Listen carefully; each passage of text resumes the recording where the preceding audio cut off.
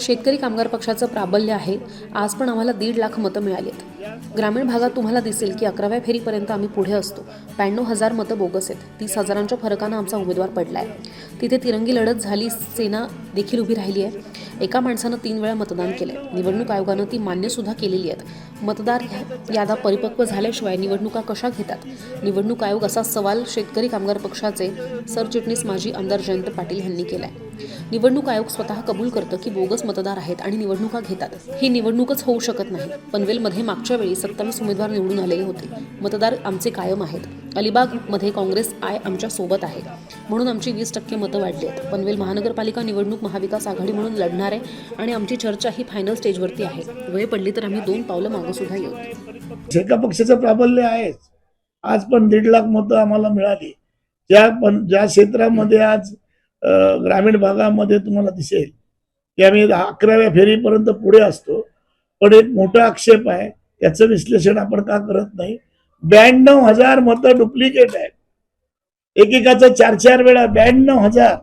30,000 माझी पनवेलची सीट पडलेली आहे आणि तिथे तिरंगी लढत झाली. सेना पण उभी राहिली.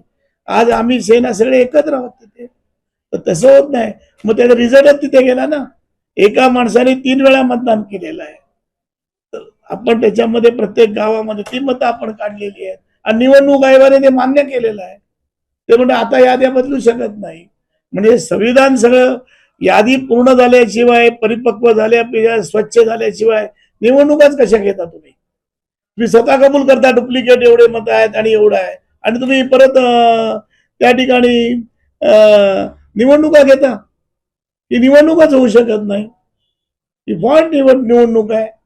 निवडणूक सगळी खोटी आहे की तुम्ही पण छापलात की आणि स्वतः निवडणूक आयोग कबूल करतो.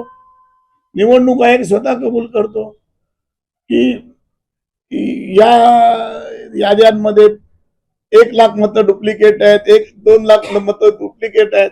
त्याचं तुम्ही विश्लेषण तुम्ही चौथ्या खांबाने घेतलं पाहिजे ना. पत्रकारांनी प्रामुख्यानं ही दखल घेतली पाहिजे. आणि म्हणून पनवेलमध्ये कोणत्याही परिस्थितीत गेल्या पण आमचे 27 सीट आल्या होत्या. 2च वाढ गेले.